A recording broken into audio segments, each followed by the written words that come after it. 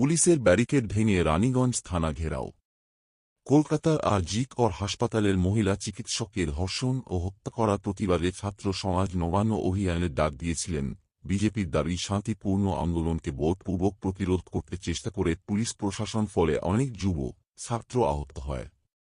বিজেপির দাবি, পুলিশ প্রশাসনের এই কার্যকলাপের বিরুদ্ধে সারা বাংলাতে 1-2 ঘণ্টার বন্ধের ডাক দেওয়া হয়েছিল এবং টিএমসির গুন্ডাবাহিনী এবং পুলিশ প্রশাসন যৌথভাবে এই বন্ধ ব্যর্থ করতে বিজেপির কর্মীদের উপর অত্যাচার করে। রানীগঞ্জের বিজেপির কর্মীদের উপর পুলিশ প্রশাসনের সামনে আক্রমণ করা হয়। বৃহস্পতিবার সকালে পুলিশের অসহযোগিতার বিরুদ্ধে রানীগঞ্জ থানা ঘেরাও করা হয়। আসানসোল দক্ষিণ বিধানসভার বিধায়িকা অগ্নিমিত্র পালের নেতৃত্বে রানীগঞ্জ ডলফিন মাঠ থেকে একটা প্রতিবাদ মিছিল বার করা হয়। মিছিল বিজেপির জেলা সভাপতি বাপ্পা চ্যাটার্জি সহ বিশিষ্ট নেতৃত্ব উপস্থিত ছিলেন। রানীগঞ্জ থানার সামনে বিজেপির কর্মীরা পুলিশ প্রশাসনের বিরুদ্ধে স্লোগান দেবার পর পুলিশের লাগানো ব্যারিকেড সরিয়ে দিলে পুলিশের সাথে হাতাহাতি শুরু হয়।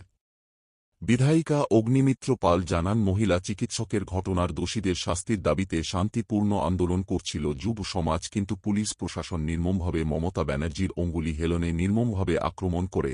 পুলিশ প্রশাসনের বর্বরোচিত কাণ্ডের প্রতিবাদে বুধবার 1-2 ঘণ্টার বাংলা বন্ধ ডাকা হয়। সারা বাংলাতে বিজেপির কর্মীদের উপর তৃণমূল কংগ্রেসের গুন্ডা বাহিনী আক্রমণ করে। রানীগঞ্জ শহরেও পুলিশ প্রশাসনের সামনে বিজেপির কর্মীদের মারধর করা হয়, তাতে কয়েকজন বিজেপির কর্মী আহত হয়।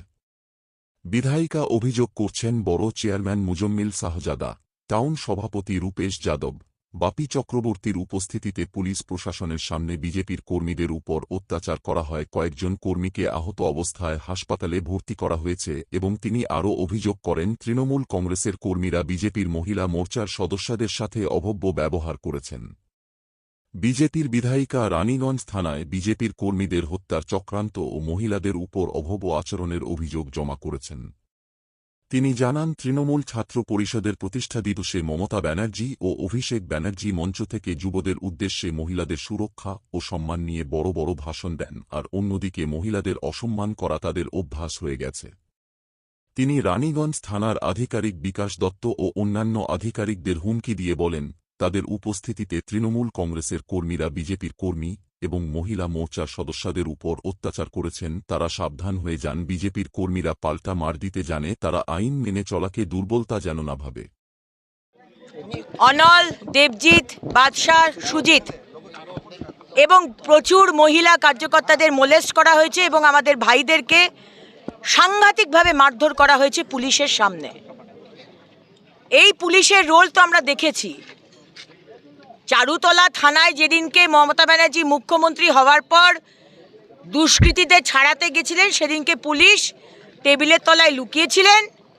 আর বিনীত গোয়েলের পুলিশ 14 তারিখ রাত্রে দেখলাম আর.জি. করের নার্সদের বাথরুমে লুকিয়েছিলেন।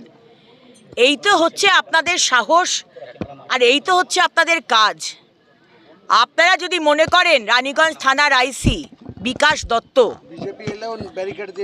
আপনি যদি মনে করেন যে আপনার এই সামান্য ব্যারিকেডে আপনি বিজেপির কার্যকর্তাদের রুখতে পারবেন, আপনি ভুল ভাবছেন।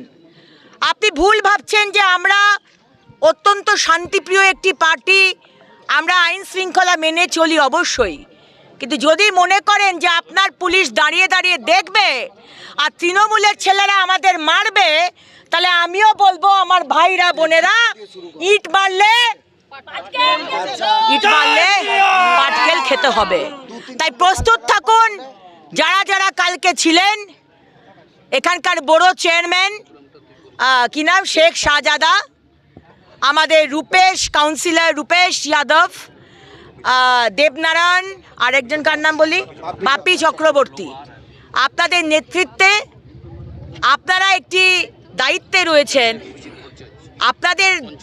আপনাদের নেতৃত্বে এই ধরনের আক্রমণ হবে, এটা অত্যন্ত লজ্জার।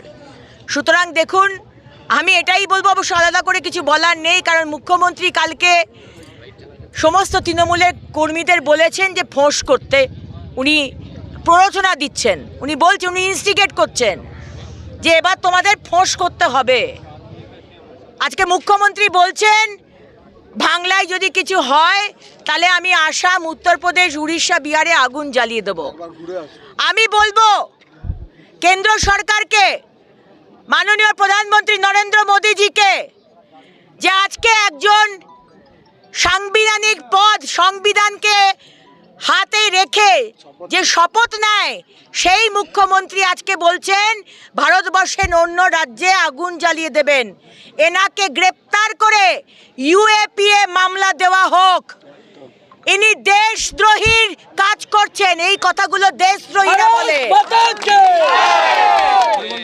এই আগুন জ্বালিয়ে দেওয়া, ভারতবর্ষের বিভিন্ন জায়গায় আগুন জ্বালিয়ে দেব, এই কথাটা দেশদ্রোহীরা বলে। মমতা ব্যানার্জি, আপনি কি দেশদ্রোহী হয়ে গেছেন?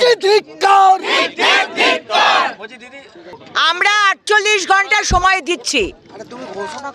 48 ঘন্টার সময়ের মধ্যে আপনি যদি গ্রেপ্তার না করেন যাদের যাদের নাম করলাম, এবং যারা আমার কার্যকর্তাদের মেরেছে, তাহলে আমরা বৃহত্তর আন্দোলনে নামব।